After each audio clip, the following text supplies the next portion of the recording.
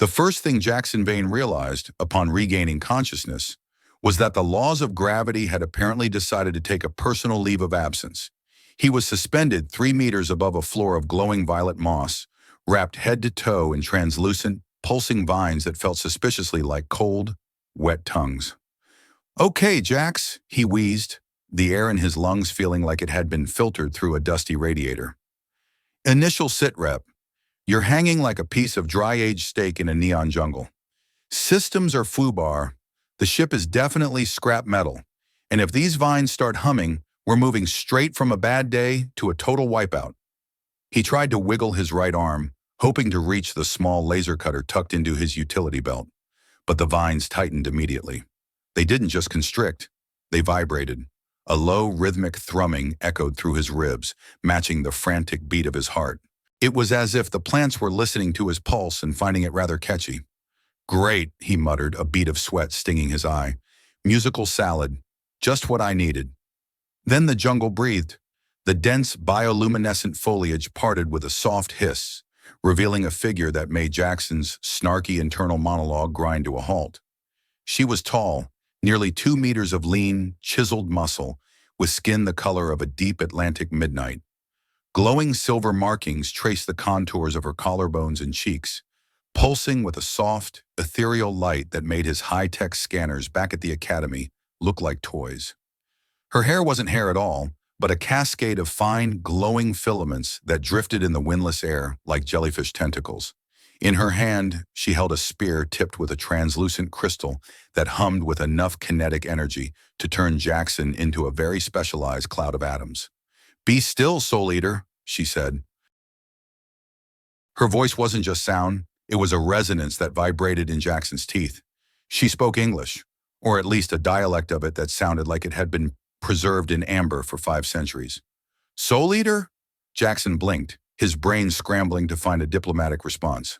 "Look, lady, I think there's been a massive glitch in the comms. I'm an exobotanist. I don't eat souls. I barely even eat my greens, which, considering the current situation, seems like a very wise life choice." The warrior stepped closer, her glowing eyes, void of pupils and filled with swirling starlight, narrowing as she studied him. She reached out with a long, elegant finger and touched the glass of his cracked helmet. The vines responded to her movement, shifting from a calm emerald to a defensive, sharp amber. "You come from the void," she hissed. The silver markings on her skin flared bright white. "You come with your cold metal and your hollow hearts to consume the biosynapse of Xylos 4. I can feel your hunger. It is loud. It is discordant." "Hunger? That's just my stomach. I skipped breakfast because my ship decided to spontaneously deconstruct itself in your upper atmosphere." Jackson felt a surge of genuine panic as she raised the humming spear. Wait. If you're going to eat me, can we at least talk about seasoning? I'm very high in cholesterol, really. I'm a cardiovascular nightmare." The warrior paused, her spear hovering centimeters from his throat. Her filaments drifted toward him, touching the suit's exterior. "Eat you? Why would we consume your physical husk? It is tainted, devoid of harmony. We intend to return your essence to the weave before you can harvest any more of our people's light." Jackson's eyes went wide. Return his essence?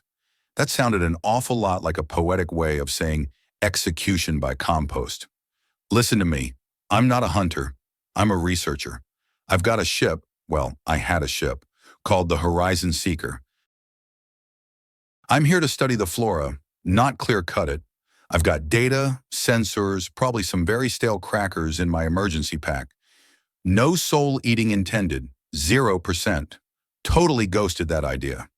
"Your words are like the shifting mists of the lowlands," the warrior replied, but the spear tip lowered slightly. The vines around Jackson's legs loosened, allowing him to dangle a bit more comfortably. "I am Kaelith, guardian of the living canopy. I have watched your kind fall from the stars before. They always speak of study, while their machines tear at the roots of our world. Well, I'm the exception that proves the rule," Jaxen said, trying to flash his most disarming, "please don't kill me" smile. "I'm Jaxen. My friends call me Jax. My enemies usually call me that guy who owes us 40,000 credits. But let's stick with Jax. I'm a civi, Kaelith. Just a science nerd who made a very wrong turn at the last nebula. Kaelith didn't smile. She didn't even blink. She simply tapped a sequence on the glowing bark of a nearby tree. The vines suddenly retracted, dropping Jaxen unceremoniously onto the violet moss. He hit the ground with a grunt, the impact jarring his bruised ribs. "You will stay," Kaelith commanded, the amber light of the forest fading back into a soft, watchful blue. "The pulse will watch you. If you attempt to harvest even a single leaf, the weave will consume you before I have to waste my energy on a mercy kill." Jaxen sat up, rubbing his sore shoulders and looking around at the impossibly beautiful, terrifyingly alive world of Xylos 4.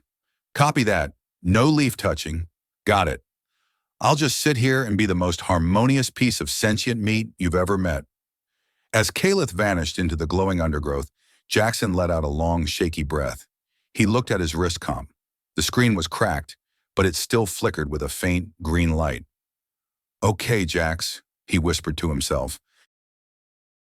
"Step 1. Don't get eaten by the psychic salad. Step 2. Convince the indigo Amazon that you're not a cosmic vampire. Step 3. Fix the ship. Simple, right? Total cakewalk." He looked up at the towering trees, their leaves pulsing in a slow, hypnotic rhythm. For the first time in his life, Jaxen Vane felt like he was being watched not by a person, but by the planet itself, and it didn't look like it was a fan of his work.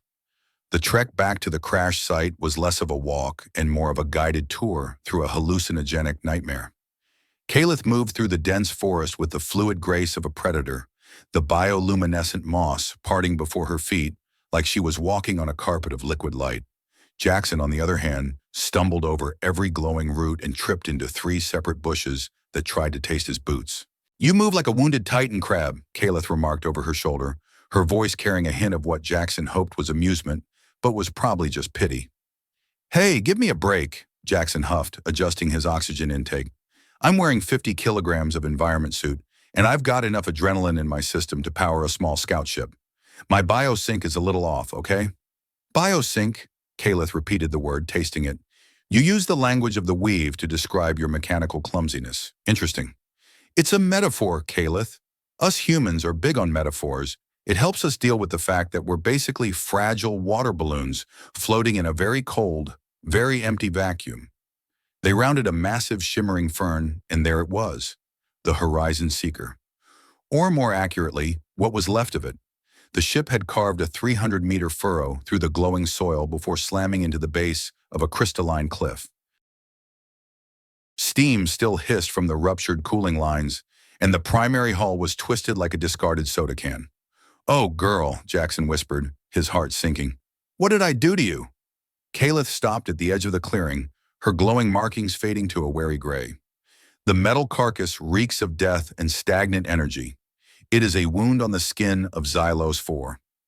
"It's not a carcass, it's my home," Jaxen snapped, though his voice lacked conviction. He scrambled toward the main airlock, which was hanging precariously by a single hydraulic hinge. "I need to get to the black box. If I can prove to you why I crashed, maybe your elders won't turn me into fertilizer." He disappeared into the dark, smoky interior of the ship. Inside, the emergency red lights flickered, casting long, dancing shadows. The smell of ozone and burnt wiring was thick enough to taste. Jaxen moved toward the cockpit, his boots clanking on the deck plating. He slumped into the pilot's seat, one of the few things still intact, and began tapping at the auxiliary console. "Come on, baby, talk to me. Give me something." A distorted voice crackled over the ship's internal comms. Critical failure. Engine, 19%. Trajectory, foobar." Jaxen sighed. Even the AI was using his slang now. He pulled up the last 3 minutes of sensor data. He'd been in high orbit, minding his own business, when a massive electromagnetic surge had slammed into the ship. It hadn't come from space, it had come from the planet. Xylos 4 had literally swatted him out of the sky like a persistent fly. "See?" Jaxen shouted toward the airlock, where Kaelith stood like a silent statue of chom-colored marble. "I didn't choose to land here. Your planet threw a temper tantrum and dragged me down. I'm a victim of planetary assault." Kaelith stepped into the ship, her presence immediately making the cramped, metallic space feel even smaller. She looked at the flickering screens with a mixture of disgust and fascination. The pulse does not attack without cause. It reacts to dissonance. You brought the holotech into our atmosphere. The world simply sought to neutralize the noise. The noise? This noise cost me 2 million credits and nearly my life, Jaxen retorted, pulling a small glowing data shard from the console. Look, I'm going to show you something. This is a recording of my intentions. In my culture, we call it a mission log. In yours, I guess you'd call it a song of purpose. He activated the holographic projector. A grainy, three-dimensional image of Jaxen appeared in the center of the cockpit. He looked younger in the recording, less tired, his eyes bright with excitement as he talked about the potential for discovering new medicinal compounds on Xylos 4. Day 412, the holographic Jaxen said, grinning. Approaching the Orion fringe.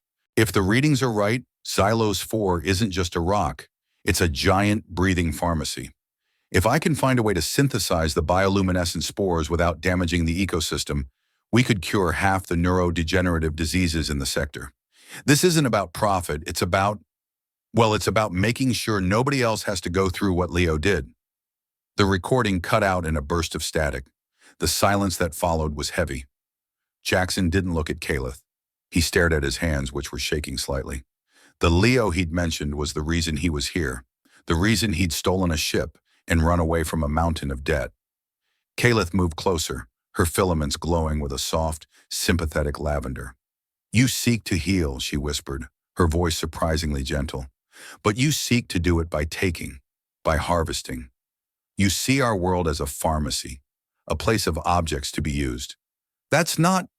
Jaxen started to argue but stopped. He looked at the wreckage of his ship, then back at the vibrant, pulsing world outside. Maybe you're right. Maybe I was just looking for answers in the wrong way. But I didn't come here to hurt anyone. I came because I didn't know what else to do. Kaelith reached out and touched his arm. This time there were no vines, no spears. Her skin was warm, and Jaxen felt a strange, tingling sensation crawl up his arm, a faint echo of the planet's rhythm. The resonance is changing, Kaelith observed, her starlight eyes searching his. Your heart is no longer shouting. It is humming. A sad song, but a true one. Is that good? Jaxen asked, his voice barely above a whisper. Does humming mean I get to keep my head? It means I will take you to the spore seers, Kaelith said, pulling her hand away. They will decide if your song can be integrated into the weave or if it must be silenced. But be warned, Jaxen Vane. The seers see the truth behind the metaphors. If there is a single drop of deception in your soul, you will not leave their chamber. Jaxen stood up, grabbing his emergency pack and a few essential tools. Copy that. Truth only. No pressure. Just me and a bunch of psychic mushrooms deciding the fate of my existence. As they stepped out of the Horizon Seeker and back into the glowing embrace of Xylos 4, Jaxen took one last look at his ship. It was a ghost now, a relic of a life he was quickly leaving behind. He didn't know if he'd ever fly again, but as he followed Kaelith into the deep violet shadows of the forest, he realized he was no longer just afraid of being eaten. He was afraid of what he might become if he stayed. Hey, Kaelith, he called out as they walked. Yes, Starfaller. If the seers decide I'm okay, do I get to keep the glowy arm markings? Because they really make my eyes pop. Kaelith didn't look back, but the forest around them erupted in a sudden, playful burst of golden light.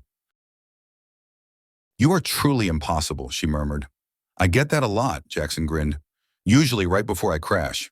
The air on Xylos 4 didn't just sit in your lungs. It performed a slow, heavy dance. It was thick with the scent of crushed mint and ozone, a combination that made Jaxen Vane's head swim even through the advanced filtration of his environment suit. As they moved deeper into the bioluminescent wilderness, the forest began to change. The trees, which Jaxen had initially categorized as overgrown ferns, were revealed to be something far more complex. Their trunks weren't made of wood, but of a braided, fibrous material that looked like bundles of fiber optic cables, pulsing with a rhythmic, subterranean heartbeat. Keep your six clear, Starfaller, Kaelith said, her voice dropping to a low, resonant hum that seemed to vibrate directly through Jaxen's chest plate. The shadows here are not mere absence of light. They have teeth, Jaxen checked his wrist-mounted display, ignoring the spiderweb crack that obscured the top half of the screen. Roger that, Kaelith, but honestly, everything on this rock has teeth. Even the moss looks like it's waiting for me to take a nap so it can start digesting my laces. How much further to this spore seer hangout? My suit's power cell is sitting at a 65%, and I'd really like to reach the destination before I turn into an immobile tin can. Kaelith didn't slow her pace. She leaped over a fallen log, which Jaxen noticed was slowly being reclaimed by a colony of glowing, translucent fungi, with a grace that made him feel like a clumsy construction droid. Time is a circle here, not a line. We will arrive when your rhythm matches the forest's expectation. Perhaps if you stopped mucking about with your tiny glowing boxes and actually listened, the path would shorten. Jaxen scoffed, nearly tripping over a vine that retracted into the ground the moment his boot touched it. Listen to what? The sound of my own impending doom? Look, Kaelith, I'm a gearhead. I deal in hard data, volts, and atmospheric pressure. This whole listening to the planet bit is a little outside my pay grade. Back at the academy, they taught us that if the environment starts talking back to you, you've either got a leak in your oxygen scrubbers or you've been in the deep black too long. They emerged into a clearing where the canopy opened up to reveal the sky. Xylos 4 didn't have a sun in the traditional sense. It was locked in a binary dance with a gas giant that shrouded the world in a perpetual twilight gloom. The sky was a swirling vortex of deep indigo and electric green, illuminated by the distant, flickering light of the Orion Nebula. In the center of the clearing stood a massive structure that looked like a cathedral grown from living crystal. It was a spire of translucent white stone, wrapped in the same glowing vines that had captured Jaxen earlier. At its base, the ground was a perfect circle of white sand, vibrating so intensely that Jaxen could see the grains jumping like tiny frantic dancers. "Welcome to the throat of the pulse," Kaelith said, her demeanor shifting from wary guardian to something approaching reverence. The silver markings on her skin began to glow, with a soft pulsing rhythm that matched the vibration of the sand. "This is where the world speaks most clearly. Do not speak unless the seers demand it. Their patience for your snark is non-existent." "Copy that," Jaxen whispered, his voice uncharacteristically quiet. He looked at his scanner. The readings were off the charts, flickering between millions of hertz in a pattern that defied every law of signal processing he knew. It wasn't just noise, it was a symphony of biological data. "It's incredible. The electromagnetic field is so dense it's practically tactile." He reached out a gloved hand toward the vibrating sand, but Kaelith caught his wrist. Her grip was like iron, but her touch was strangely cool. "Do not touch the song, Jaxen. You are still discordant. To touch the throat now would be to invite the forest to rewrite your nervous system. You aren't ready for that kind of upgrade." Jaxen pulled his hand back, his heart hammering against his ribs. "Right. No touching the singing sand. Got it. I'll just stay in my lane and try to look like I belong here."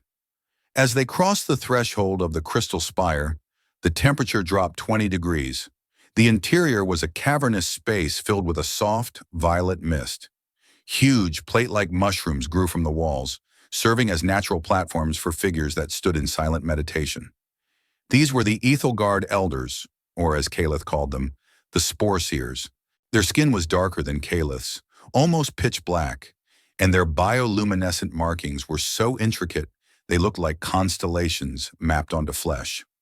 One of the seers, an elder with filaments that reached all the way to her waist, drifted down from a high platform. She didn't walk. She seemed to glide on the currents of the mist. Her eyes were solid orbs of burning white light. "Kaelith," the elder spoke, her voice sounding like 1,000 leaves rustling at once. "You bring the star-born into the sacred space. His rhythm is a jagged blade. It cuts the silence." "He is different, Elder Vena," Kaelith replied, bowing low. "He fell not as a hunter, but as a broken thing. He carries a weight in his heart that he calls science, but I suspect it is something more human." Vena drifted toward Jaxen, her white eyes scanning him from head to toe. Jaxen felt a cold shiver run down his spine. It felt like his very thoughts were being scrubbed by a wire brush. "The hunters before him spoke of science too," Vena hissed, the mist around her turning a sharp, angry orange. They spoke of progress while they harvested our sisters for their light. They took our essence and left only hollow shells. Why should this one be spared the vines? Jaxen felt the old defensive humor bubbling up, but he forced it down. He looked at Vena, seeing not just a strange alien leader, but someone who had watched her world be pillaged. He thought of Leo, lying in a sterile hospital bed back on Earth, his eyes fading as the neurodecay took hold. He thought of the desperation that had driven him to steal a ship and travel across 3 sectors of lawless space just for a chance at a cure. "I didn't come to take," Jaxen said, his voice steady despite the tremor in his knees. "I came to find a way to help someone I love. Back on my world, we're losing our light too. Not to hunters, but to time and disease. I thought your world had the answer. I thought I could learn from you." The orange mist softened to a pale amber. Vena tilted her head, her filaments drifting toward Jaxen's cracked helmet. "Love. A word your kind uses to justify many sins. You believe that because your intent is noble, the cost to our world is irrelevant." "No," Jaxen said firmly. "I realized I was wrong the moment I saw Kaelith. I saw a person, not a resource. I realized that if I take from you to save him, I'm just another kind of disease. I don't want to be a hunter. I'm tired of being the bad guy in everyone's story." The silence that followed was so absolute it was painful. Even the sand outside seemed to stop its jumping. Kaelith watched Jaxen, her own markings shifting through a spectrum of confused violets and blues. "He speaks with a straight tongue, Elder," Kaelith said softly. "His rhythm is messy, but it is not hollow." Vena drifted back, the white light of her eyes dimming to a thoughtful gray. "The first resonance will decide. If he can harmonize with the throat, he stays. If he fails, the pulse will reclaim the energy it gave him during his fall." "The first resonance?" Jaxen looked at Kaelith. "That sounds like a fancy way of saying, I'm about to be put through a blender." "It is a trial of essence," Kaelith explained, her expression grim. "You must step onto the sand and let the planet see you. Not the pilot, not the scientist. Just you." Jaxen looked out at the vibrating white sand. He was terrified. He was 100,000 light years from home, trapped on a world that hated his species, facing a test he didn't understand. But as he looked at Kaelith, he saw a flicker of something in her eyes. It wasn't just pity anymore. It was hope. "All right," Jaxen muttered, cracking his knuckles inside his gloves. "Let's see if this old dog can learn to sing. Kaelith, if I don't make it, tell my creditors I died heroically, and tell Leo I tried. I really, really tried." "Save your breath for the sand, Jaxen Vane," Kaelith replied, though she stepped closer, her hand briefly brushing his arm. "And try not to be so impossible for 5 minutes. The planet appreciates a bit of modesty." Jaxen took a deep breath, adjusted his oxygen mix to 100%, and stepped out toward the white, jumping sand. He was terrified. He was exhausted, and his suit was leaking coolant. But for the first time in his life, he wasn't running away.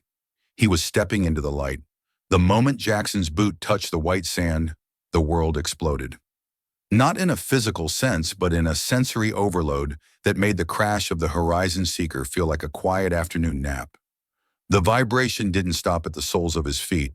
It climbed up his legs, bypassed his suit's insulation, and sank deep into his marrow. It was like being plugged directly into a high-voltage power grid, but instead of electricity, the wires were carrying memories, emotions, and the raw, unbridled consciousness of an entire ecosystem. "Sit rep," Jaxen gasped, his knees buckling. "Sit rep. Internal sensors are FUBAR. Reality is currently a kaleidoscope. I think I'm seeing in smells."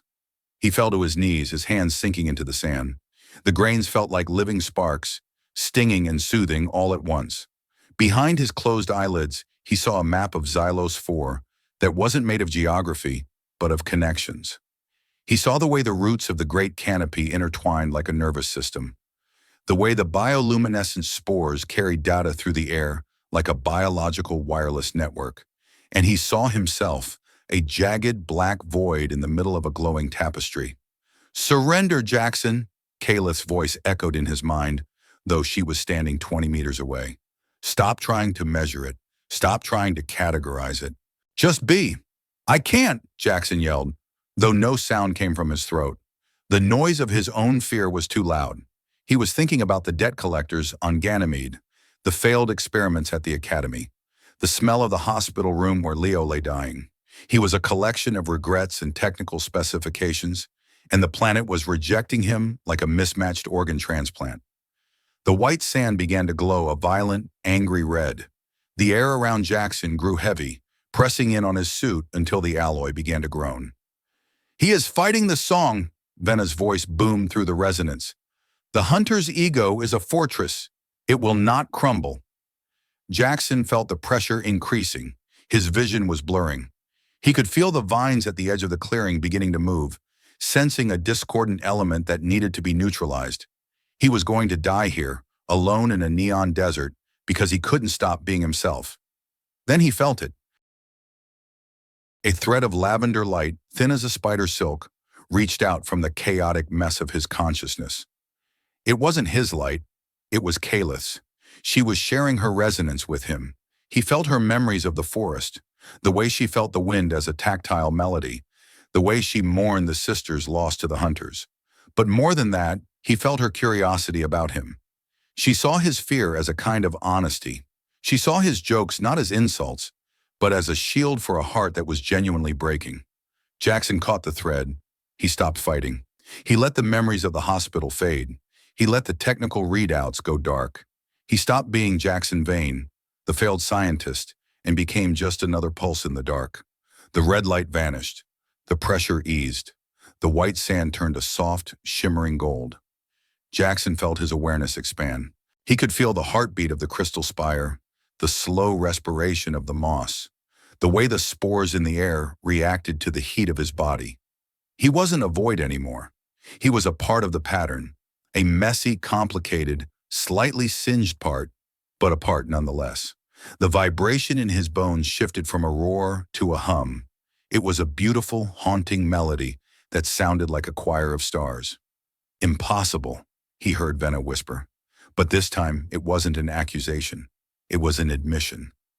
Jaxen opened his eyes. The world looked different. The violet mist was no longer a mystery. It was a conversation. The Ethelgard elders weren't just aliens. They were the custodians of a miracle. He looked down at his hands. Faint, glowing lines of bioluminescence were beginning to trace the veins on the backs of his hands, even through the fabric of his suit's undergloves. The pulse has accepted the starborn, Vena announced, her voice filled with a reluctant respect.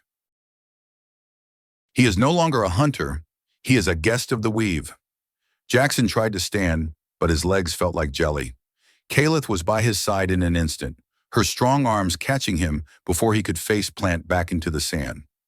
Her eyes were wide, and the lavender glow on her skin was more intense than he had ever seen it. "You did it," she whispered, her face inches from his. "You actually stopped talking for once and listened." "Yeah," Jaxen wheezed, his helmet's HUD finally stabilizing. "Turns out the planet's got a pretty good playlist. Very ambient. Would recommend for long space flights." Kaelith helped him walk out of the sand circle. As they reached the solid stone floor, the glowing markings on Jaxen's skin didn't fade. They settled into a soft, steady pulse that matched Kaelith's own. "What happened to me?" Jaxen asked, looking at his arm. "I feel connected, like I can hear the forest even without the sand." "Shun." "The first resonance has changed your frequency," Kaelith explained. "You are now tuned to the biosynapse. The spores are beginning to adapt your biology to survive here. You are becoming a part of Xylos 4.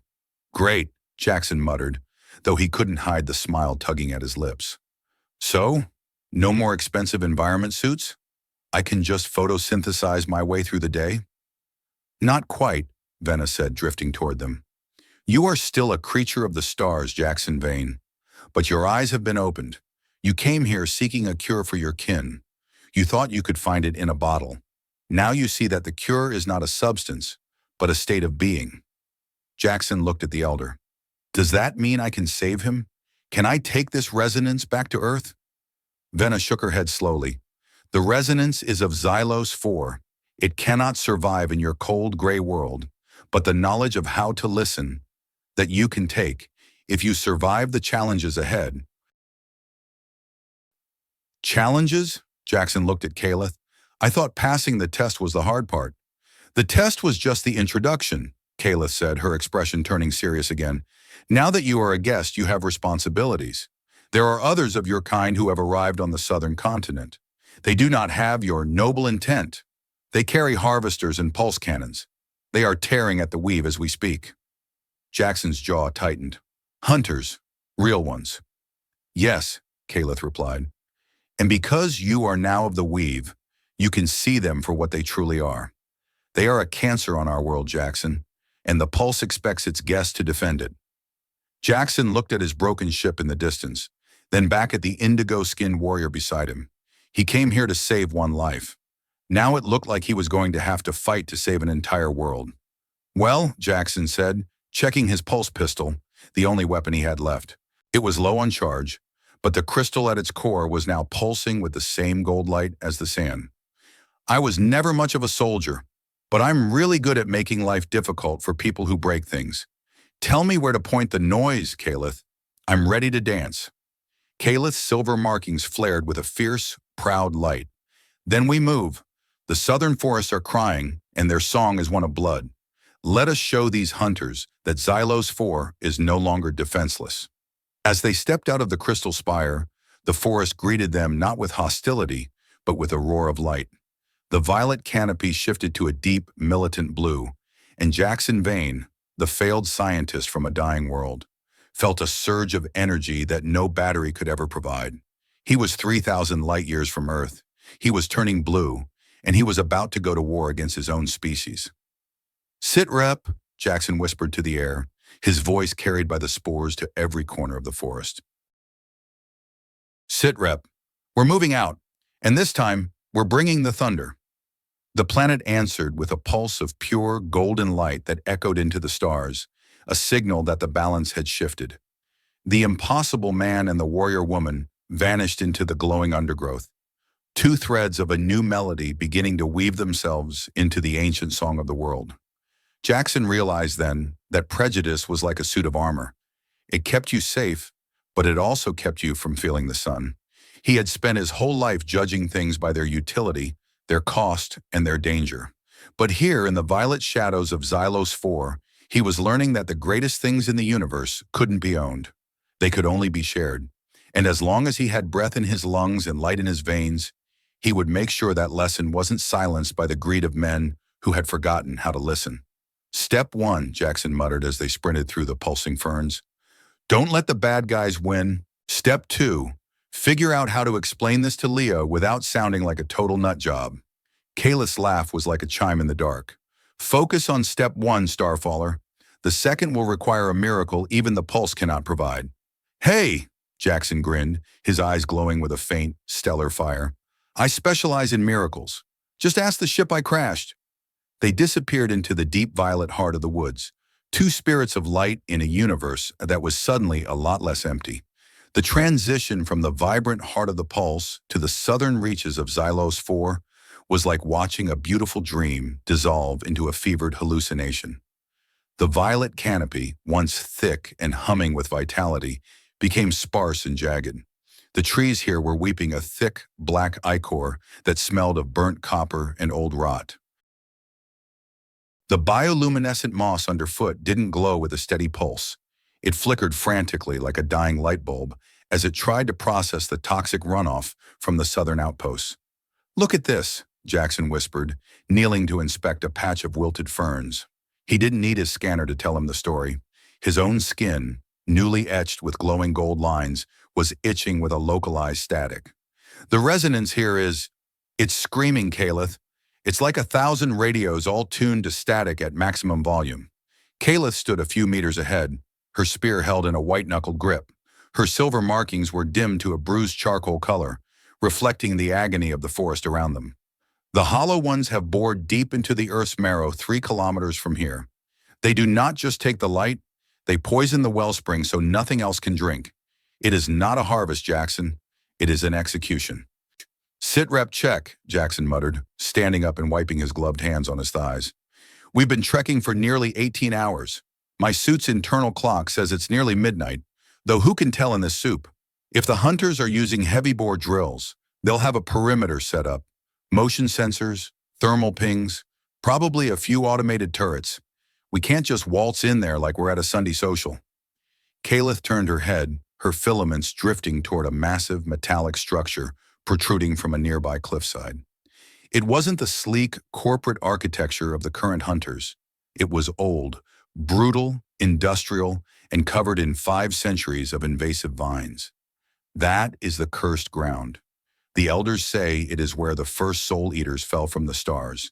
It is where the great alteration began. Jaxen squinted at the structure. His eyes, adapted by the spores, could see through the gloom better than any night vision goggles. The hull was marked with a symbol that made his blood turn to slush. It was the crest of the United Earth Expansion, a government entity that had been disbanded 200 years before he was born. Kaelith, Jaxen said, his voice trembling, that's not just a wreck. That's a colony ship, the Vanguard 1. Every school kid on Earth knows the legend of the Vanguard. It was supposed to find a new home for humanity during the Great Desiccation. It vanished 500 years ago. Everyone thought it was swallowed by a black hole. It found a home, Kaelith replied, her voice cold, and then it tried to remake that home in its own image. Come, if you seek the truth of your kind, it is buried within that iron tomb. They moved toward the ship, the forest growing silent and oppressive. The vines here were thicker, acting as organic stitches holding the rusted hull together. As they stepped through a jagged breach in the side of the Vanguard 1, Jaxen felt a wave of nausea. The air inside tasted of ancient dust and the metallic tang of dried blood. He pulled a small torch from his pack, the beam cutting through the darkness. The interior was a graveyard of human ambition. Skeletons in rotted jumpsuits were slumped in corridors, their bones overgrown with the same glowing fibers that now lived inside Jaxen's own body. They didn't just crash, Jaxen whispered, shining his light on a series of laboratory canisters. They were experimenting. They were trying to fuse human DNA with the local flora to bypass the atmospheric toxicity. He reached a central terminal that still flickered with a ghostly low-power amber light. It was a miracle of engineering, or a curse of persistence, that the ship's fusion core was still putting out even a trickle of energy after 5 centuries. Jayen's fingers, glowing with gold light, hovered over the keys. The console didn't just respond to his touch. It hummed, recognizing the bioelectric frequency he now shared with the planet.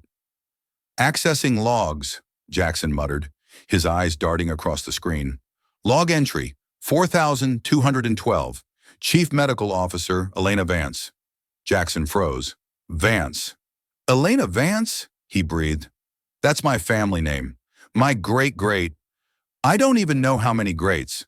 My ancestors were on this ship. A holographic projection flickered to life.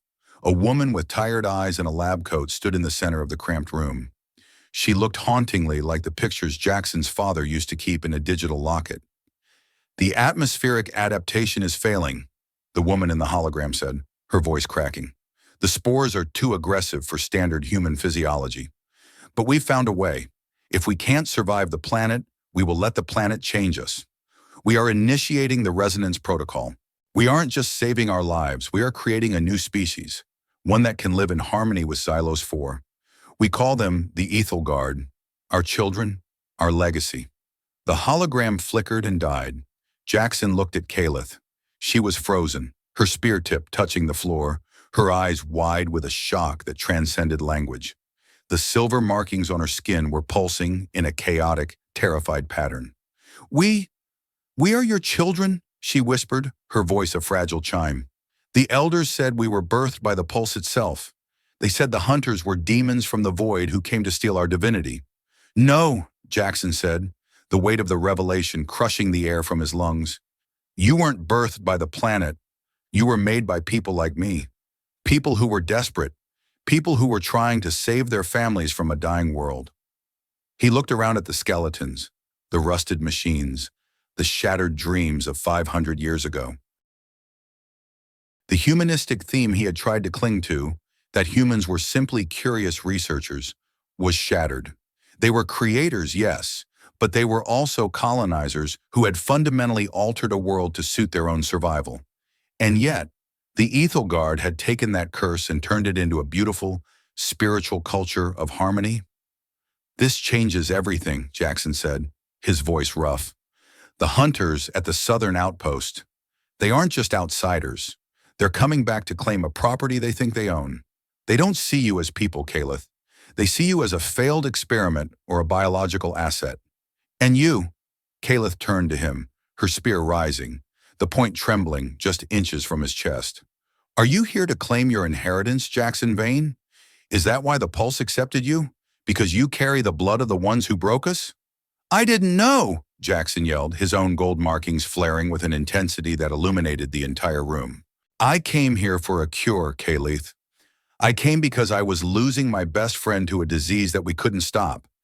I didn't know I was walking into a family reunion from hell. He stepped toward her, ignoring the spear. Look at me. Does this look like I'm in control?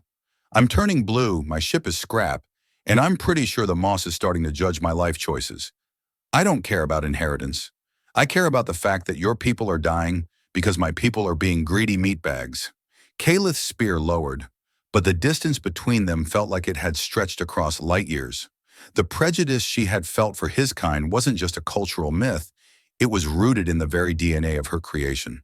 She was the result of a human choice, a choice made without her consent 5 centuries ago. The resonance is bitter now, Kaelith said, her voice hollow. The song of the vanguard is a song of chains. We must leave this place, Jaxen. The hunters are close, and my heart is too heavy to carry the ghosts of your ancestors. Kaelith, wait! No more words, she commanded, turning toward the breach in the hull. The forest is crying. If we do not stop the harvest, it won't matter who birthed us. We will all burn together in the silence of the void. As they stepped back out into the weeping forest, Jaxen felt the first true weight of the humanistic lesson he was being forced to learn. We are not just responsible for our own actions. We are the stewards of the legacies we leave behind. And sometimes the only way to fix the past is to fight for a future that doesn't belong to you. Sit, Rep, Jaxen whispered to himself, though his voice was thick with unshed tears. Sit, Rep. The hero is a descendant of the villain. The princess is a lab experiment. And we've got 2 light years of bad attitude to deal with before sunrise. God, I need a drink. The forest didn't answer. It just continued to weep black ichor into the violet moss. The southern continent was no longer a forest. It was a battlefield where the lines were drawn in neon and steel. As Jaxen and Kaelith moved closer to the corporate outpost, the air became thick with the mechanical grind of heavy machinery. The sounds were discordant, a rhythmic thumping that felt like a migraine hammered into the earth.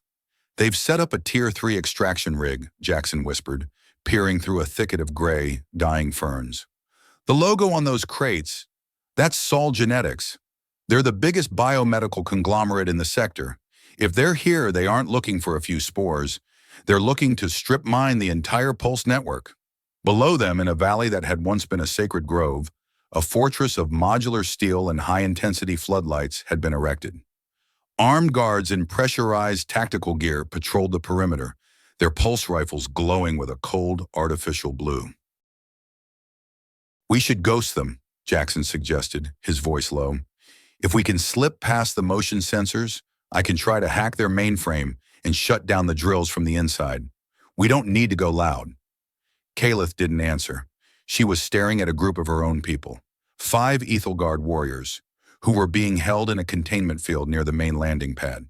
They were slumped against the shimmering energy walls, their bioluminescence faded to a dull, sickly gray. They are feeding on them, Kaelith hissed, her skin flaring with a violent, electric purple. They have connected the containment field to their power grid. They are using my sisters as living batteries. Those bastards, Jaxen growled, his hand instinctively reaching for his own pulse pistol. He checked the charge. It was sitting at 40%, but the crystal was humming with a golden intensity that felt much stronger than a standard battery. Okay, new plan. We go in, we bust them out, and we smoke check anyone who stands in our way. Wait, Kaelith said, her filaments stiffening. Something is coming. Something the hunters do not see. From the shadows beyond the floodlights, a ripple moved through the gray ferns. It wasn't the fluid grace of an Ethelgard warrior or the heavy stomp of a human soldier. It was something else. a twitching, multi-limbed nightmare that seemed to be made of shadows and jagged bone. Gloomstalkers, Kaelith whispered, her voice trembling with a primal fear. The forest's immune system has been corrupted. When the pulse is poisoned, it creates monsters to purge the infection. They do not distinguish between hunter and healer. They only hunger for energy. A sudden, piercing scream echoed through the valley. One of the human guards on the perimeter had been snatched, dragged into the darkness before he could even raise his rifle. The other guards began firing blindly into the trees, their blue bolts lighting up the gloom in frantic flashes. "Contact! We have contact!" A voice crackled over the local comms, which Jaxen's suit intercepted. "Perimeter Sector 7 is compromised. Something's in the wire. Requesting immediate..." The transmission was cut short by a sound like tearing metal. "We have to move," Jaxen said. But before they could retreat, a gloomstalker lunged from the canopy above them. It was a horror of biological evolution. 3 meters long, with skin that looked like rotted bark and 6 legs that ended in obsidian claws. Its head was a mass of feelers and a vertical mouth filled with needle-like teeth. But the most terrifying thing was its eyes. They were glowing with a sick, flickering red light, the exact same color as the poison pulse. Kaelith reacted with a speed that Jaxen's eyes could barely track. She spun, her spear catching the creature midair and pinning it to a tree. The gloomstalker shrieked, a sound that bypassed the ears and grated directly on the soul. "More are coming!" Kaelith yelled, pulling her spear free as 2 more creatures emerged from the undergrowth. Jaxen pulled his pistol and fired. Instead of the usual blue bolt, a surge of pure, golden energy erupted from the barrel. The shot hit the lead stalker in the chest, and the creature didn't just die, it dissolved into a shower of harmless white spores. "Whoa!" Jaxen blinked, looking at his gun. "That was definitely not a factory setting." "The pulse is fighting through you, Jaxen," Kaelith shouted, parrying a claw that nearly took her head off. "Use the resonance. Don't just fire. Feel the discordance and neutralize it." They fought their way down the slope toward the human outpost. It was chaos. The hunters were being slaughtered by the forest nightmares, their high-tech weapons proving useless against creatures that were essentially made of the same energy they were trying to harvest. As they reached the edge of the clearing, Jaxen saw a young soldier. He couldn't have been more than 19 years old, trapped under fallen pieces of scaffolding. A gloomstalker was prowling toward him, its mandibles dripping with black ichor. "Help me!" the kid screamed, his face pale behind his visor. "Please, someone, help!" Jaxen froze. He recognized the patch on the kid's shoulder. It wasn't Soul Genetics. It was a private contractor mark from the Martian slums. This wasn't some high-level executive or a cold-blooded killer. This was a kid who had probably signed up for a paycheck to send home to his mother, just as desperate as Jaxen had been when he stole his ship. "Jaxen, we must reach the prisoners." "Sutter," Kaelith called out, her spear a blur of silver light as she held back 3 stalkers. "Ignore the hollow one. He is a part of the infection." Jaxen looked at the kid, then at Kaelith. His prejudice against the hunters told him to leave the kid to the forest. They were the ones who had started this. They were the ones who were killing the planet. Why should he risk his life for an enemy? But then he remembered Leo. He remembered the feeling of being trapped in the vines, waiting to be returned to the weave. He remembered the lesson he was starting to understand, that once you start seeing people as entities or infections instead of individuals, you've already lost the war. "I can't leave him, Kaelith," Jaxen yelled. "He is the enemy," she screamed back, her face contorted with the pain of the forest. "He has taken our light. He's a kid, Kaelith, and I'm done with the us versus them crap." Jaxen lunged forward, sliding under the scaffolding just as the gloomstalker pounced. He pressed his glowing hand directly against the creature's rotted chest and let out a roar. He didn't use his gun. He used himself. He pushed every bit of the golden resonance he had into the monster, feeling its agony, its hunger, and its confusion. The gloomstalker shivered, the red light in its eyes fading to a soft, peaceful violet. It didn't dissolve. It simply sat back, its jagged limbs relaxing as the corruption was purged from its system. It looked at Jaxen for a long moment, then turned and melted back into the shadows of the forest. Jaxen grabbed the scaffolding and heaved. His strength was tripled by the golden light pulsing through his veins. "Get up, kid! Move! Head for the ship or the trees! Just get out of here!" The soldier scrambled to his feet, staring at Jaxen with a mixture of terror and awe. Your skin, you're one of them, but you're human. It's complicated," Jaxen yelled, pushing him toward the perimeter. "Now bug out, go!" The kid didn't wait. He sprinted toward the landing pad as Jaxen turned back to Kaelith. She was standing still, her spear lowered, watching him with an expression he couldn't read. The warriors in the containment field were watching too, their gray skin beginning to flicker with a faint, hopeful lavender. "You saved a hunter," Kaelith said, her voice a whisper in the middle of the carnage. "I saved a person," Jaxen corrected, his chest heaving. "There's a difference, Kaelith. If we don't start seeing the difference, then we're no better than the people who built the Vanguard." A low subterranean rumble shook the ground. The Tier 3 drill was reaching critical mass, its vibration so intense it was beginning to liquefy the soil. The sky above the outpost turned a bruised, angry black as a massive storm of spores began to gather. The planet's final, desperate attempt to purge the entire valley. "The pulse is going to reset," Kaelith said, her filaments standing on end. "It is going to kill everything in this valley to stop the infection. We have 5 minutes to shut down that drill, Jaxen, or everyone here, Ethelgard and human alike, will be returned to the weave." Jaxen looked at the massive, grinding machine in the center of the outpost. It was surrounded by terrified soldiers and dying warriors. He felt the golden resonance in his veins thrumming in time with the planet's death rattle.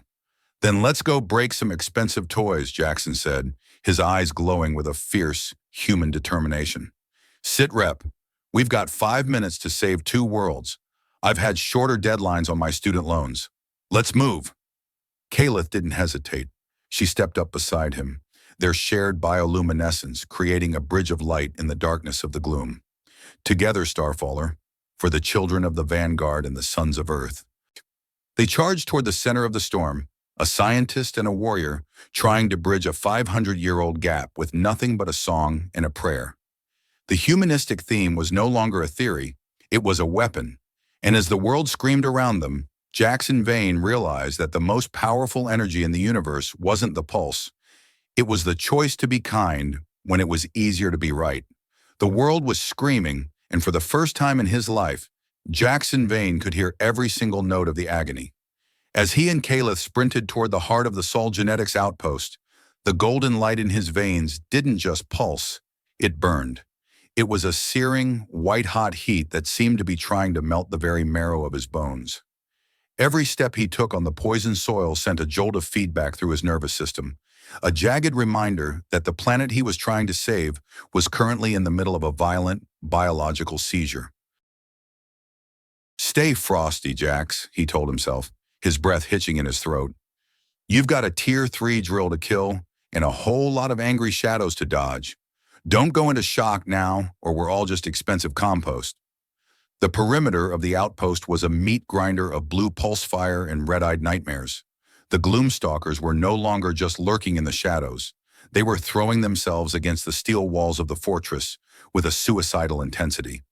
Above it all, the massive extraction rig loomed like a skeletal god, its diamond-tipped bore grinding into the planet's crust with a sound that felt like teeth scraping against a chalkboard. Jaxen, the central pylon. Kaelith's voice cut through the cacophony of the storm. She was a blur of indigo and silver, her spear spinning in a defensive arc that deflected both stray pulse bolts and the reaching claws of the stalkers. "If we can sever the primary energy conduit, the drill will lose its containment field. The pulse will do the rest." "Got it." "I'm going for the hardline access," Jaxen yelled back, ducking behind a stack of crates marked with the Sol Genetics logo. He pulled his pulse pistol, the crystal core now glowing with a blinding solar gold. He didn't fire at the humans. He fired at the base of a robotic sentry turret that was pinned down by 3 stalkers. The golden bolt didn't just disable the machine, it seemed to harmonize with the turret's internal power supply, causing the whole unit to shut down with a melodic chime instead of an explosion. He scrambled toward the pylon, his boots skidding on the slick, black ichor that was beginning to flood the valley. As he reached the base of the tower, he saw a group of 5 soldiers huddled behind a reinforced barricade. They were pinned down, their ammunition running low, and their faces were masks of pure, unadulterated terror. Among them was the kid he had saved earlier. Vane! The kid screamed, his eyes wide as he saw Jaxen's glowing skin. You're the one from the trees. What is happening? The forest is alive, man. It's eating us. It's not eating you. It's fighting back. Jaxen shouted, sliding into cover beside them. Listen to me. You need to bug out now. Head for the northern ridge. The Ethelguard won't touch you if you leave your weapons here. Just run. But the commander? He said we have to hold the rig. One of the older soldiers barked, his voice cracking. If we lose the harvest, we don't get paid. Your paycheck won't matter when the planet resets and turns this whole valley into a glass crater. Jaxen grabbed the man's tactical vest, his golden eyes burning with an intensity that made the soldier flinch. Look at the sky. That's not a storm, it's a funeral. You have 10 minutes before the pulse purges every bit of holotech in a 50-kilometer radius. Now, do you want to die for a corporation that didn't even give you a proper atmosphere filter? Or do you want to live? The soldiers looked up at the sky, where the swirling vortex of spores was turning a deep, bruised purple. The ground beneath them groaned, a subterranean rumble that felt like the earth was about to split open. Go! The kid yelled, throwing his rifle into the black mud. I'm not dying for a drill. He started running toward the ridge, and after a moment of hesitation, the others followed. Jaxen didn't wait to see if they made it. He turned his attention back to the pylon. The access panel was shielded by a biometric lock, a standard security measure for soul genetics. Under normal circumstances, it would have taken a team of hackers 3 hours to bypass it. Jaxen didn't use a hack. He placed his glowing hand directly onto the sensor. The machine screamed in his mind. It was cold, mechanical, and entirely discordant with the world around it. It was a parasite, sucking the life force out of the Ethelguard ancestors to power a profit margin on a world 3 sectors away. Jaxen felt a surge of righteous anger, but he forced it down. He didn't want to destroy the machine with hate. He wanted to heal the wound it had created. He closed his eyes and reached for the resonance. He thought of the white sand in the crystal spire, the way it had jumped with the joy of a billion tiny voices. He thought of Kaelith's laughter. He projected that harmony into the cold steel of the pylon. The machine shuddered. The humming of the drill changed from a jagged grind to a low, mournful sigh. On the control screens above, the extraction percentage began to drop. What are you doing? A voice boomed over the outpost's loudspeaker system. Jaxen looked up. Standing on a high observation deck, silhouetted against the violet lightning of the storm, was a man in an officer's uniform. Commander Thorn. He was holding a remote detonator, his face twisted into a snarl of corporate desperation. You're interfering with private property, Vane, Thorn yelled. I've seen your file. You're a washout, a failure. You think playing God with a bunch of blue savages makes you a hero? I'm not playing God, Thorn, Jaxen shouted back, his voice amplified by the resonance of the pylon. I'm playing the part of the guy who's stopping you from committing planetary genocide. Shut down the drill. It's over. It's never over. Thorn pressed a button on his console. We spent 24 billion credits on this operation. I will not return to Earth empty-handed. If I can't have the pulse, I'll burn it to the ground. A series of emergency flares erupted from the drill's core. The machine didn't stop. It accelerated. Thorn had bypassed the safety protocols, forcing the drill to bore into the planet's primary energy vein. If it hit the core, the resulting feedback would ignite the entire atmosphere. Jaxen! Kaelith landed beside him, her skin flickering with a frantic silver light. The prisoners! We have to get them out before the field collapses. Go! Jaxen pointed toward the containment cells. I've got to get into the main frame. I have to shut this thing down from the inside. But the energy, it will kill you. Kaelith's hand caught his, and for a second, the chaos of the world vanished. Their shared light created a small bubble of peace in the middle of the storm. Jaxen, you are not of the weave yet. Your body cannot handle the full surge. Then I'll just have to be a very fast learner, won't I? Jaxen squeezed her hand, then pulled away. Now move. That's an order from your favorite starfaller. Kaelith looked at him for a heartbeat, her eyes filled with a grief that spanned 500 years. Then she turned and sprinted toward the cells, her spear cutting through the darkness like a falling star. Jaxen turned back to the pylon. The metal was now so hot it was blistering his suit, but he didn't feel the pain. He felt the planet. He felt the roots of the trees crying out, the spores in the air begging for the noise to stop. He felt the ghosts of the vanguard, his own ancestors, whispering in the static of his mind.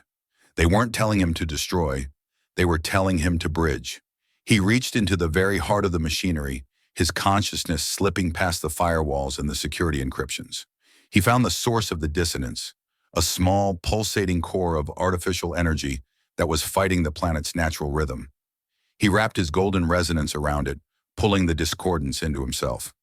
It felt like his skin was being flayed by 1,000 tiny knives. His vision went white. He could feel his human heart struggling to keep up with the alien rhythm of the pulse. Every memory he had, the smell of rain on Earth, the sound of Leo's voice, the taste of stale coffee in the academy, was being compressed into a single blinding point of light. He wasn't just a man anymore. He was a conductor. He didn't fight the pain. He surrendered to it. He became the silence between the notes. He became the pause before the heartbeat. And then, with a roar that shook the very foundations of the valley, the drill stopped. The containment field around the Ethelgard prisoners vanished in a burst of harmless white light. The gloomstalkers froze, the red light in their eyes fading as the corruption was sucked back into the earth. The sky, once a bruised purple, began to clear, revealing the soft, indigo twilight of Xylos 4. Jaxen slumped against the pylon, his breath coming in ragged gasps. The golden lines on his skin were no longer burning. They were glowing with a soft, steady warmth that felt like home. He looked down at his hands.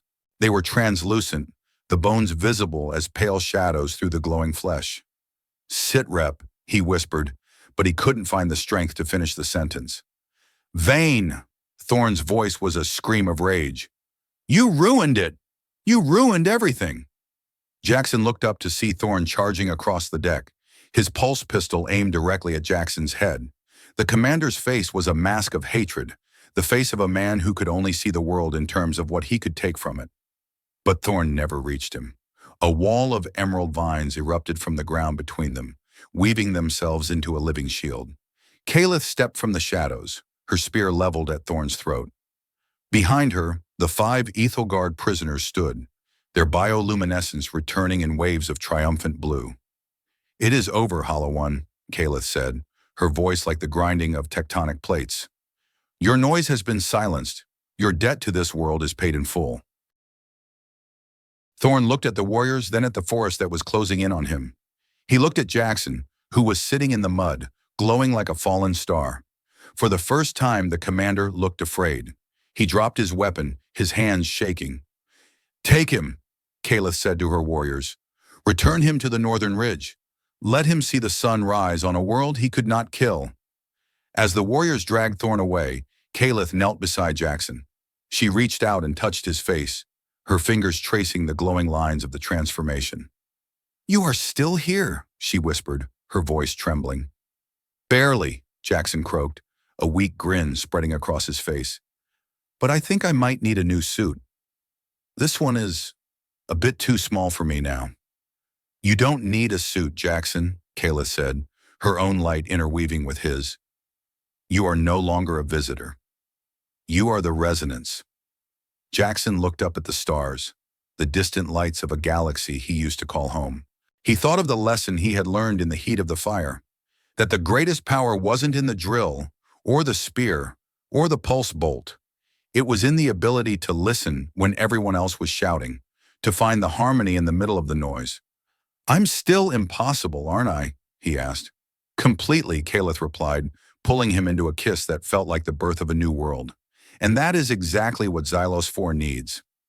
The forest around them began to sing, a symphony of millions of voices finally in tune. The war was over, but the story was just beginning, and as the golden light of the pulse filled the valley, Jaxen Vane realized that he hadn't just saved a planet. He had finally found his own rhythm. The aftermath of the battle at the Sol Genetics outpost didn't feel like a victory in the traditional sense. There were no cheers, no grand speeches, and certainly no medals waiting for Jaxen Vane.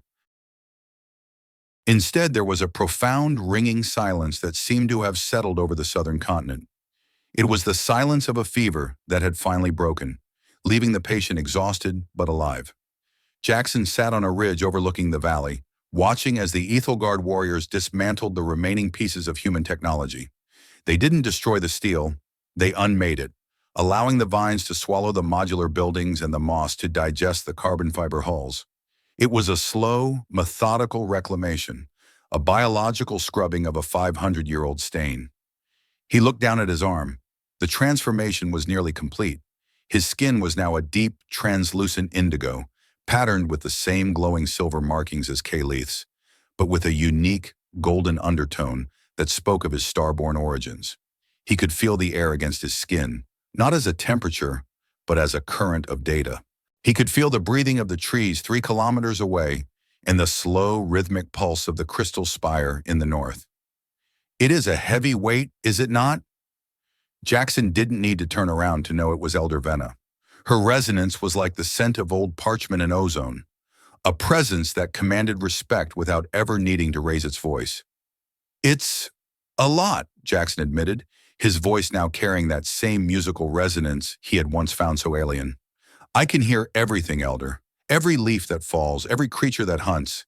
It's like having 1,000 channels playing in my head at the same time.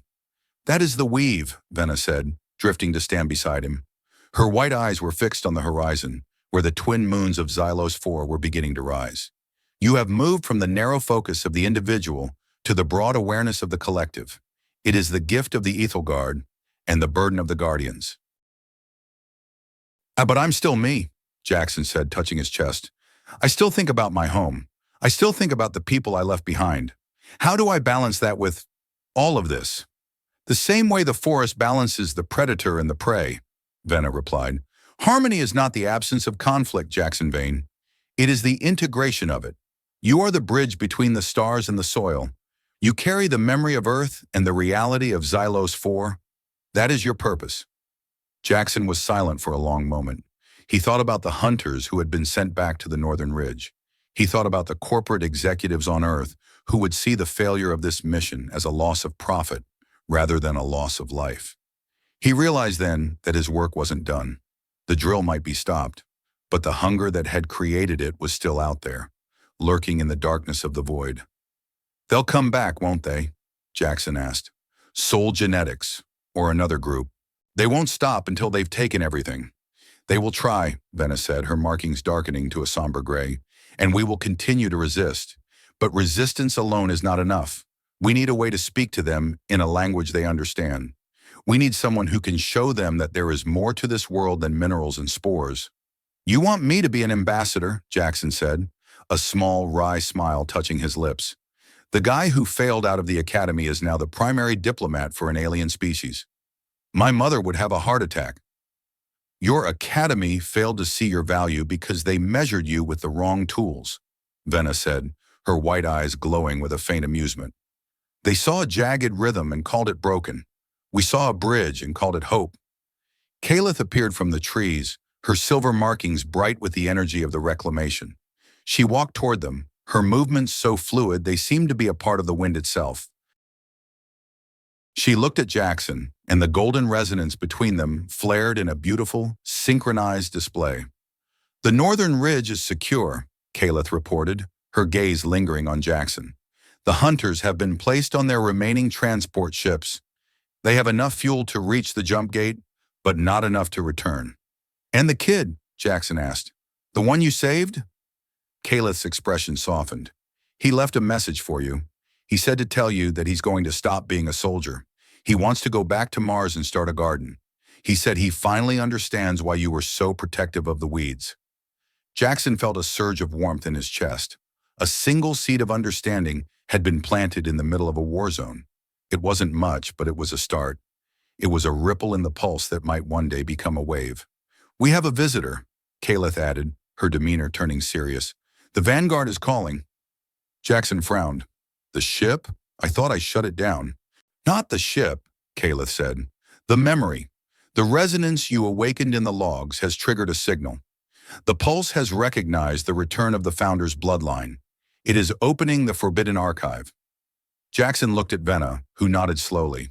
The archive contains the full records of the Great Alteration, the secrets your ancestors hid from themselves. If you are to be our voice, Jaxen, you must know the whole truth of how we came to be. They returned to the rusted hull of the Vanguard 1.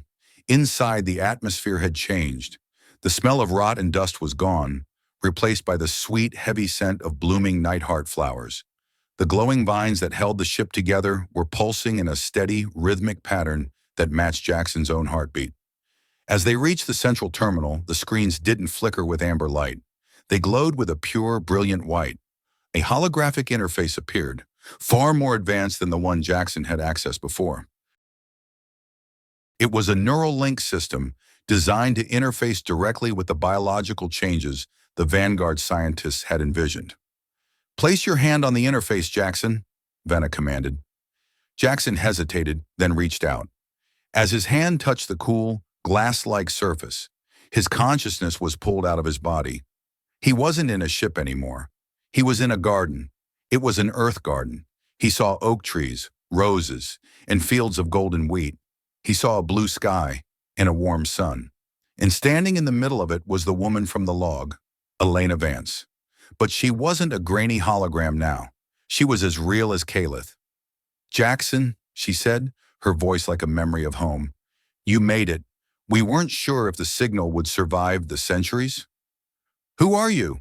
Jaxen asked, his voice echoing in the simulated space. "Are you an AI?" "I am a neural imprint," she replied. "A part of the weave that was designed to wait for someone like you. Someone who carries our blood, but has learned the lesson we were too blind to see." "What lesson?" Elena smiled, a sad, weary expression. "We came here as masters, Jaxen.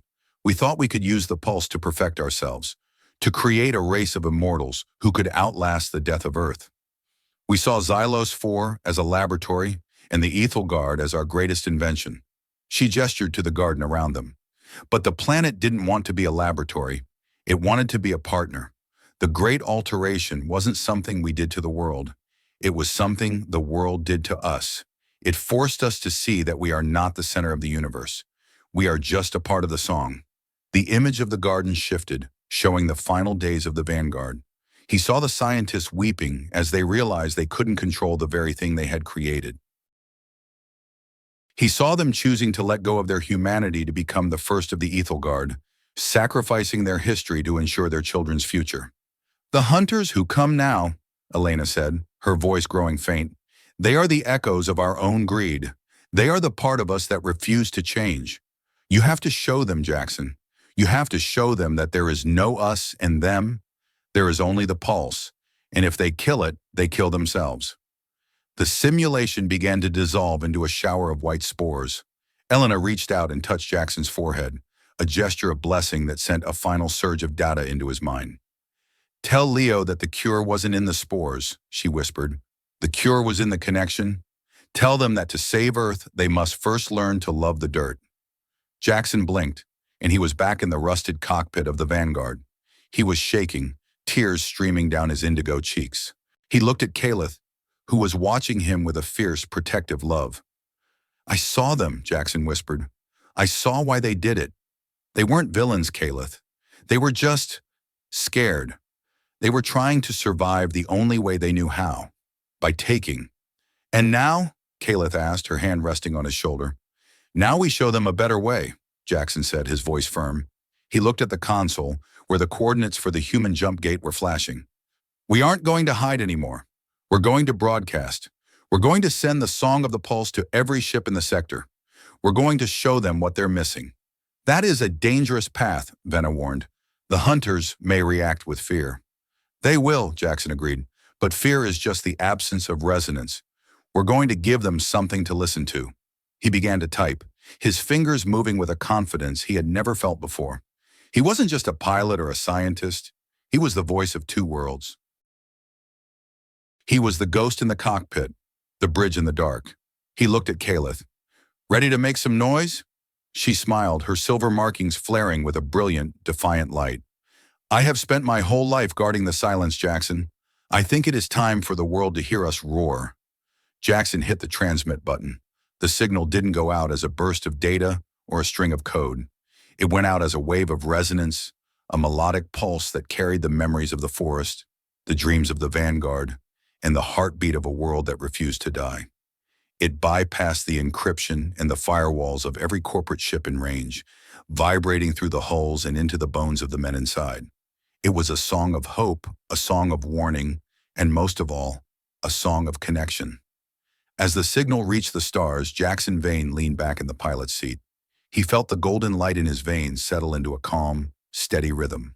He had spent his life running from his failures, but here, on a planet made of light and shadow, he had finally found something worth fighting for. He wasn't a washout. He wasn't a thief. He was the resonance of Xylos 4. And for the first time in 500 years, the galaxy was listening. "Sit rep," Jaxen whispered, his eyes fixed on the horizon where the sun was finally beginning to break through the gloom. "Sit rep. We're still alive. The world is beautiful, and the music is just getting started." Kaelith leaned her head on his shoulder, their shared bioluminescence lighting up the dark interior of the ship. Outside, the forest erupted in a celebration of color, millions of flowers blooming at once in response to the transmission. It was an impossible moment on an impossible world. And as the first notes of the new song echoed through the void, Jaxen Vane realized that the greatest adventure wasn't finding a new world. It was learning how to live in the one you had. The immediate aftermath of the transmission was not an explosion, but a heavy, echoing peace that felt louder than any bomb. As the song of the pulse rippled through the atmosphere and into the cold vacuum of the Orion sector, the sky over Xylos 4 began to ripple with colors that defied the spectrum. Deep, velvety teals bled into shimmering golds, and the thick black ichor that had been weeping from the trees began to crystallize into translucent white sap. Jaxen Vane sat in the pilot's seat of the Vanguard 1, his hand still resting on the terminal. He felt the echo of the signal as it hit the orbiting Sol Genetics frigates. He didn't see them through a camera. He felt them as sudden, sharp points of silence in the humming static of the universe. They were no longer firing. They were no longer drilling. They were simply waiting, their crews likely staring at their monitors in a state of profound, existential confusion. "Sit rep," Jaxen whispered, his voice cracking with exhaustion. "The noise, it's actually gone." Kaelith moved toward him, her footsteps light on the metal floor.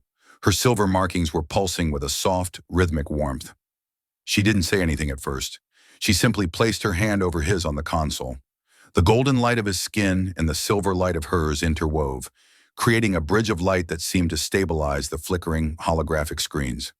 "The hunters in the sky have ceased their clamor," she said softly. "The forest says they are listening. For the first time in 500 years, they are not looking for something to take. They are simply being." Jaxen let out a breath he felt like he'd been holding since the crash. He looked around the rusted interior of the ship. It no longer felt like a tomb. With the bioluminescent vines glowing in harmony and the air smelling of fresh ozone and flowers, it felt like a cradle. He looked at the skeletons of his ancestors, the ones who had made the desperate choice to become the Ethelguard. "They weren't monsters, Kaelith," Jaxen said, his eyes fixed on the empty sockets of a scientist slumped in the corner. "They were just terrified. They thought they had to choose between being human and being alive. They didn't realize that they could be both." "Perhaps they could not," Kaelith replied, her filaments drifting toward him. "Perhaps it took 5 centuries of silence and one impossible man falling from the stars to bridge the gap. You have done more than save our light, Jaxen. You have redeemed our origin." Outside, the Ethelguard warriors were moving through the valley, not as conquerors, but as healers. They were using their own resonance to soothe the wounded earth, their songs rising in a complex polyphonic harmony that made the crystalline sap on the trees glow brighter. Jaxen could feel their relief, a wave of cool blue energy that washed over his mind, but there was still a lingering dissonance. "The soldiers," Jaxen said, standing up on shaky legs. "The ones we sent back to the northern ridge. We can't just leave them there to wait for a pickup that might never come. They're scared, Kaelith, and scared people start fires. They are the poison," one of the younger warriors who had been rescued from the containment field spat as she entered the bridge. Her skin was still a pale, sickly lilac from the energy drain. "Why should we offer them the grace of our forest after what they did to our sisters?" Jaxen turned to face her. He didn't look like a scientist anymore. He looked like a piece of the planet that had decided to grow a human face. Because if we don't, we're proving Thorn right. We're proving that we're just another predator in a different skin. You want to stop the war? You don't do it by killing the enemy. You do it by making sure there's no enemy left to fight. The warrior narrowed her eyes, but she didn't argue. The golden light in Jaxen's veins was too bright, too authoritative to ignore. It was the resonance of the founders, tempered by a human heart that had known what it was like to be a washout. He is right, Alara, Kaelith said, her voice firm. The pulse does not distinguish between the roots that are healthy and the roots that are sick. It seeks to nourish both. We will bring the survivors to the edge of the canopy. We will give them food, water, and the medicine they need. Not as prisoners, but as guests. Guests, Alara whispered the word as if it were a foreign language. They will kill us the moment we turn our backs. Then we won't turn our backs, Jaxen said, grabbing his med kit. We'll look them in the eye. That's how you start a conversation. The next few hours were a blur of exhausting, soul-deep labor. Jaxen and a small group of Ethelgard warriors traveled to the northern ridge. They found the human survivors huddled in the wreckage of their landing craft. They were cold, hungry, and terrified. When they saw the blue-skinned warriors approaching, they raised their empty hands in a desperate plea for mercy. Jaxen stepped forward, his environment suit discarded. He didn't need it anymore. The spores had completely adapted his lungs to the nitrogen-heavy air. He looked like one of the Ethelgard, but when he spoke, his voice carried the grit and slang of the Martian slums. Easy, fellas, Jaxen said, his hands outspread. We're not here to smoke check you. We brought supplies, and some of that glowy fruit you've probably been eyeing. It's actually pretty good if you don't mind the tingling. The soldiers stared at him. The kid Jaxen had saved, whose name was Leo, coincidentally sharing the name of Jaxen's friend back on Earth, stepped forward. He looked at Jaxen's indigo skin and the golden patterns on his face. Vane, the kid whispered, what happened to you? You look like you belong here. I guess I do, Leo, Jaxen said, handing him a Nightheart fruit. Turns out I'm a local. Now let's get those wounds looked at. We've got a long walk back to the edge, and I'm pretty sure the moss is tired of being stepped on by those heavy boots of yours. As Jaxen worked, cleaning wounds with a mixture of Earth-standard antiseptics and Ethelgard bioluminescent salves, he realized he was doing more than just healing bodies. He was dismantling prejudice.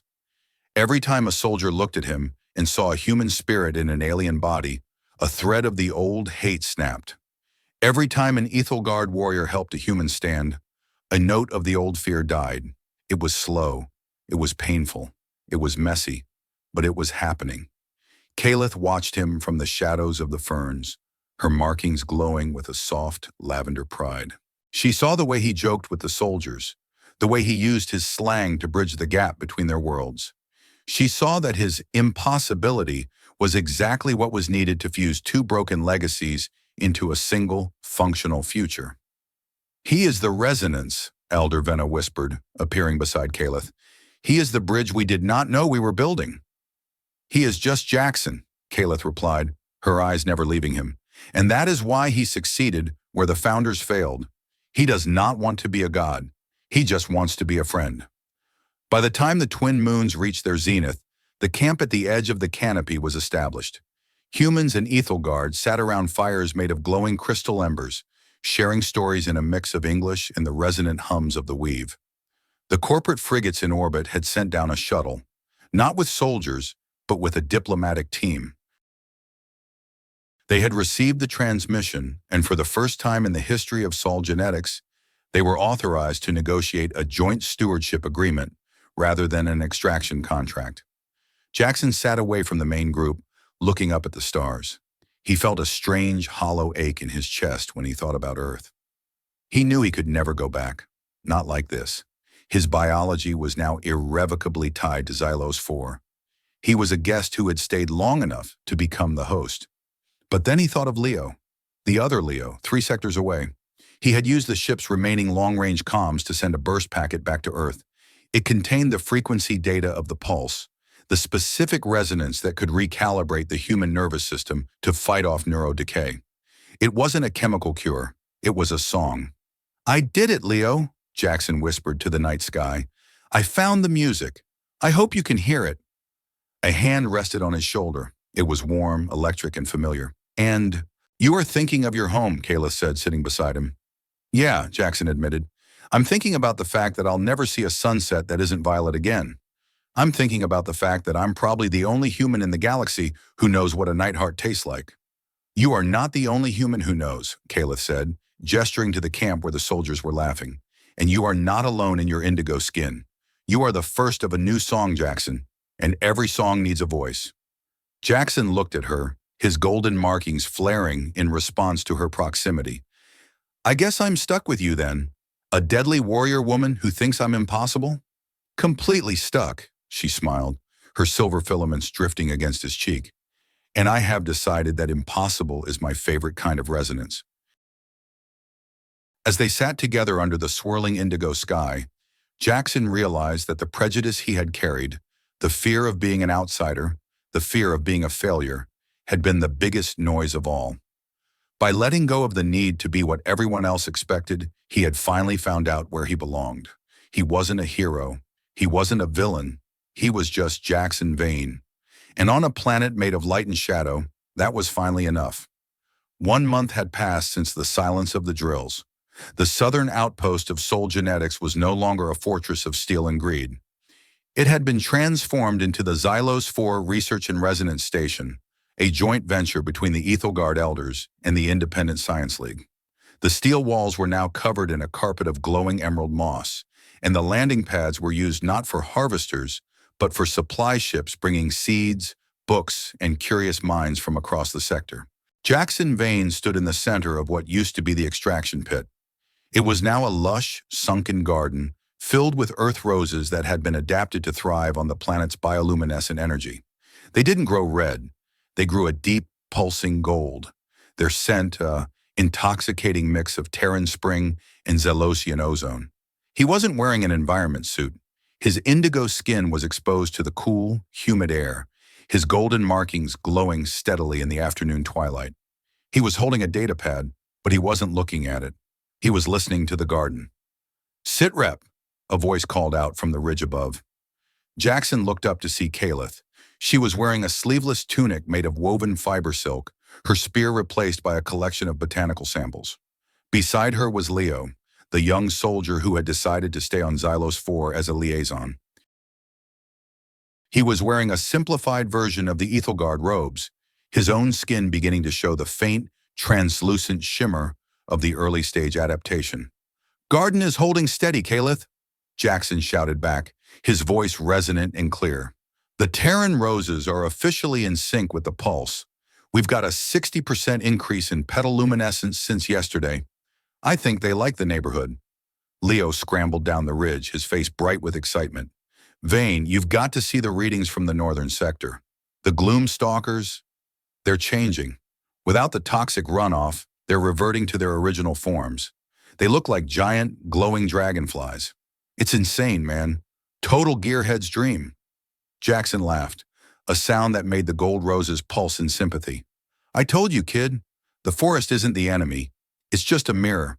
You give it static, it gives you monsters. You give it music, it gives you a garden." Leo nodded, looking around the valley with a sense of wonder that Jaxen recognized all too well. "I never thought I'd be happy on a rock 3 sectors from home. But honestly, everything back there feels so gray. Here, I feel like I'm finally awake." "That's the resonance, Leo," Jaxen said, patting the younger man on the shoulder. "Just make sure you don't forget where you came from. We're here to be bridges, not islands." As Leo headed off to check the sensor arrays, Kaelith joined Jaxen in the garden. She reached out and touched one of the golden roses, her silver markings reflecting in its petals. "The elders are pleased," she said. "The new accord with the Science League ensures that no more than 5 grams of spores are exported per cycle, and only for medicinal use. The trade in knowledge is far more valuable than the trade in essence." "It's a good start," Jaxen agreed. He looked at his hands, which were now almost entirely translucent. He could see the golden energy flowing through his veins like liquid sunlight. "We've got 10,000 people on the waiting list for the resonance treatment back on Earth." Leo, my Leo, is already in remission. He sent me a message. He said he can hear the birds singing in London, and for the first time he understands what they're saying. Kaelith looked at him, her starlight eyes soft. And you, Jaxen? What do you hear? Jaxen took a deep breath, closing his eyes. He didn't just hear the wind or the rustle of the leaves. He heard the heartbeat of the planet, the slow, ancient thoughts of the crystal spire, the joyful humming of the warriors in the village, and the distant rhythmic pinging of the research station. He heard the harmony of two worlds finally learning to sing together. I hear everything, he whispered, and for the first time in my life, I don't feel like I need to fix any of it.